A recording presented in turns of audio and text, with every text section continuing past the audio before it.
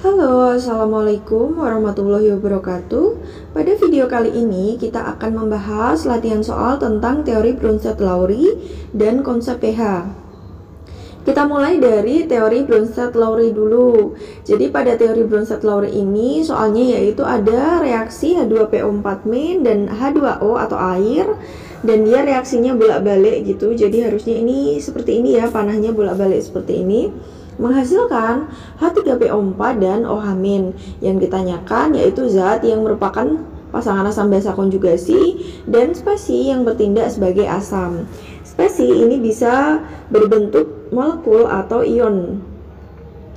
Molekul atau ion. Ion itu seperti ion H2PO4- ini ion. Molekul itu seperti molekul H2O. Jadi spesi itu bisa berupa ion maupun molekul seperti itu. Kemudian di sini saya sudah menyalin reaksinya yang akan memudahkan kita untuk menentukan pasangan asam basa konjugasi. Jadi di sini ada 4 zat atau 4 spesi gitu ya, 4 spesi. Nah, yang merupakan pasangan asam basa konjugasi adalah yang paling mirip gitu gampangnya. Jadi misalkan di sini ada PO4 nih. Ada PO4 yang di kanan juga ada PO4.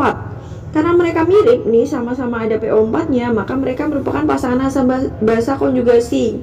Jadi pasangan asam basa konjugasi adalah yang paling mirip. H2O ini terdiri dari dua unsur H sama O. OH- juga terdiri dari H sama O ya, ini H sama O. Jadi karena mirip, jadi dia terbentuknya dari H dan O, sama-sama dari H dan O, maka dia merupakan pasangan asam basa konjugasi. Seperti itu.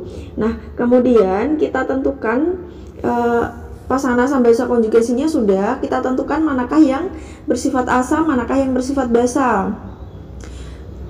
Saya punya trik khusus, jadi untuk memudahkan kita menentukan apakah dia asam atau apakah dia basa, maka asam itu biasanya pasti itu yang hanya lebih banyak, hanya banyak. Jadi dalam pasangan asam basa konjugasi, kita lihat aja yang hanya banyak itu yang mana. Nah, hanya yang lebih banyak itu yang asam. Misalkan di sini si pasangan H2PO4 sama H3PO4. Hanya lebih banyak yang H3 gitu ya. Hanya ada 3, sedangkan H2 ini hanya cuma ada 2 gitu. Yang H3 ini berarti si asamnya karena hanya ada 3 lebih banyak. Terus H2PO4 ini karena hanya lebih sedikit, maka dia basa gitu ya. Ini basa 1, asam 1, artinya dia pasangan asam basa konjugasi yang pertama. Nah, kemudian selanjutnya itu yang H2O sama OH-. Di sini yang hanya lebih banyak itu punyanya H2O, hanya ada 2, sedangkan OH- hanya itu cuma ada 1.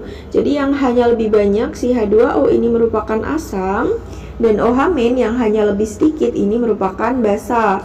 Ini kita tuliskan 2, artinya dia pasangan asam basa konjugasi yang kedua. Kemudian untuk diperhatikan juga bahwa setiap pasangan asam basa itu pasti terdiri dari asam sama basa gitu ya. Yang satu asam, yang satu basa. Ini juga sama, pasangan yang kedua yang satu asam, yang satu basa. Jadi pasangan itu tidak bisa basa-basa atau asam-asam gitu ya. Jadi pasti yang satu asam, yang satu basa. Mari kita tuliskan pasangan asam basa konjugasinya. Yang pertama itu si H3PO4, asamnya H3PO4, dan basanya itu si H2PO4-. Jadi ini pasangan asam basa yang pertama. Pasangan asam basa konjugasi yang kedua yaitu H2O dan OH-. Akan lebih baik kalau kita menuliskan fasenya juga ya. Ini untuk air itu fasenya liquid. Ini aqueous, ini juga aqueous.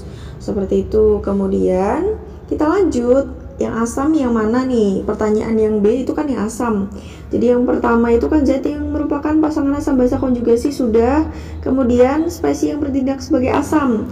Ya kita tuliskan aja di sini ada asam 1 sama asam 2 ya, kita tuliskan.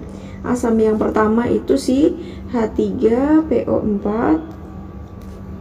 Fasenya aki, dan yang kedua itu H2O. Fasenya liquid.